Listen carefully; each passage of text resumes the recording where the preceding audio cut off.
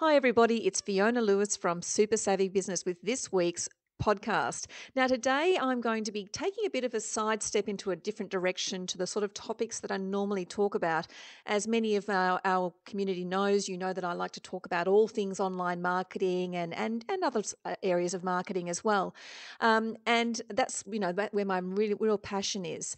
But today we're going to be talking about another topic, which, although it's away from marketing, it's extremely important. Now, I'm going to have to share a bit of a story in order to introduce our guest and introduce why we're taking this sidestep into a completely different topic.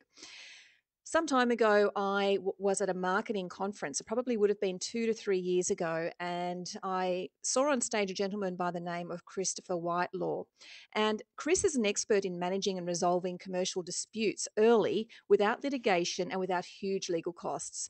And his expertise comes from over 30 years of working with commercial disputes as a commercial lawyer, barrister, arbitrator, and mediator. And he's established the Commercial Disputes Management Centre 3 years ago to focus exclusively on the SME niche.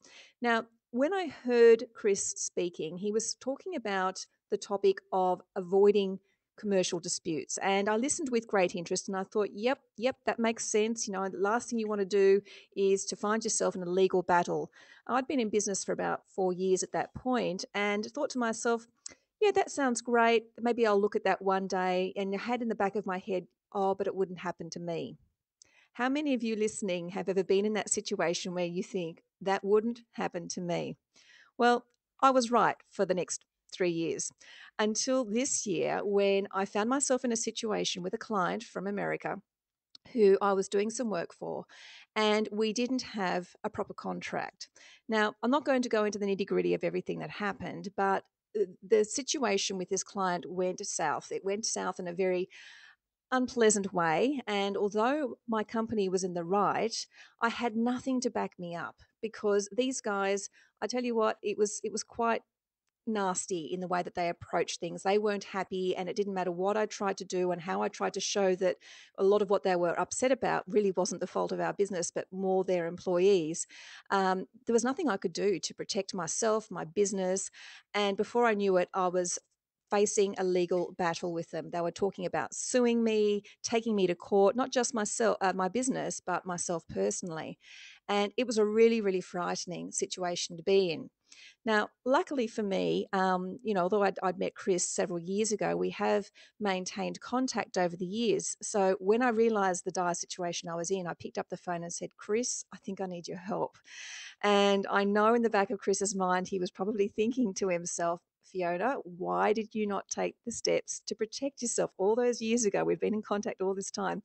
But I have to say that I'm so glad I picked up the phone because Chris was able to manage this dispute effectively and in a way that saw it coming out positively for me and not having to face the legal battles. So, although we're not talking about marketing, we're not going to be talking about building your business and increasing your profits. We're going to be talking about something which I believe, now that I've been through the bad side of it, equally as important and definitely shouldn't be ignored. So I know that's a bit of a long introduction, but I'd just like to welcome you, Chris. Thank you very much for coming on our call today. My pleasure, Fiona. Thank you. Now, I mean, you've sat there and you've listened to me share my story and my pain and my grief that I went through. Look, you must see this happen all the time, given this, the business that you're in. I do see it all the time, and it's for that very reason, Fiona, that I decided about 3 years ago to establish this particular business, Commercial Disputes Management Center, because for the last 25 plus years, in my other work as a barrister and arbitrator and so on, just saw a constant stream of, of disputes affecting small business owners, causing them a lot of grief. And in my role as a barrister or an arbitrator, my hands are tied. I'm very restricted in what I can do. As a barrister, I get a brief, and if the brief comes to me, well into the life of the dispute, all the things which I can do now, if people come to Commercial Dispute Management Center at the early stage of the dispute, I wasn't able to do. I just had to take the matter as it came to me and operate in my restricted role as barrister, which meant basically giving advice about the litigation game. You know, how could my client deal with the issues in the context of litigation?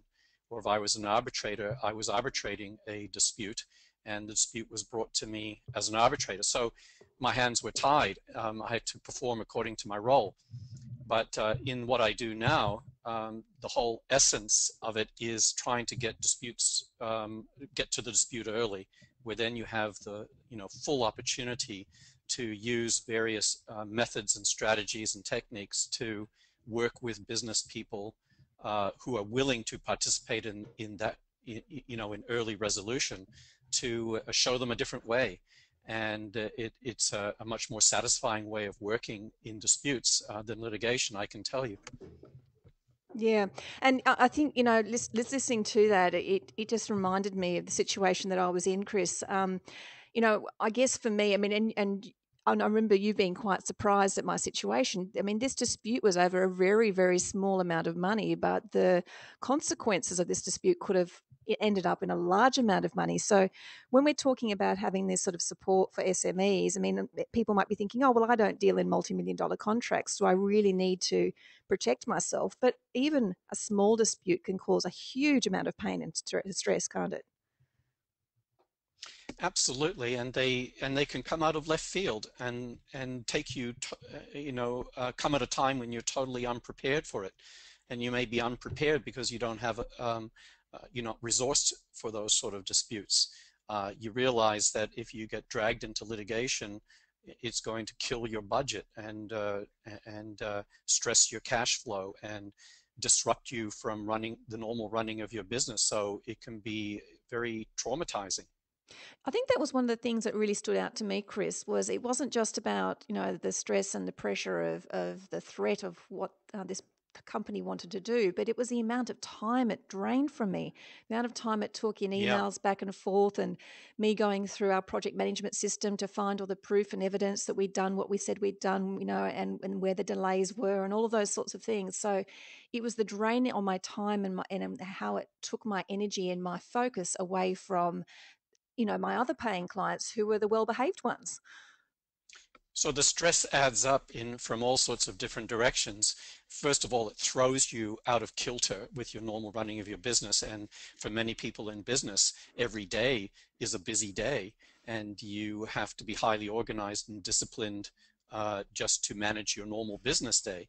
And of course, on top of that, you may have other responsibilities like running a family and dealing with, the daily, jobs of life domestically. So when something suddenly lands on your lap, like a commercial dispute that's focused on attacking you and attacking your business and threatening all sorts of things, unpleasant things in terms of taking you to court and so on, it would throw the average person into turmoil. Mm. And in that circumstance, there's two sides to this, Fiona, and we can go into it more to whatever extent you like, but there's two sides to this, and I think you fully understand that now.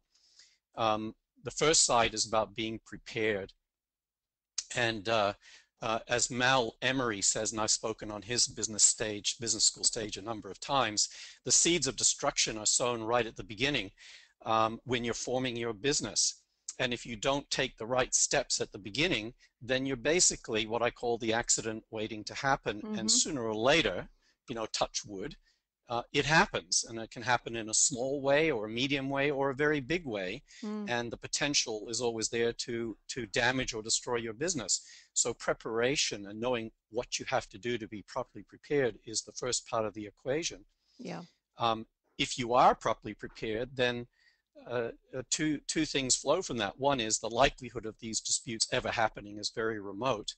And secondly, if they do happen, you have a well established and well-oiled system waiting to deal with that dispute so that it gets, as I use this mantra, you can contain the dispute quickly. You can then move it on to an effective protocol to manage it, and then you can move it on to resolution. So it's contain, de-escalate, manage, resolve. Hmm. But so that even a difficult dispute can fall into that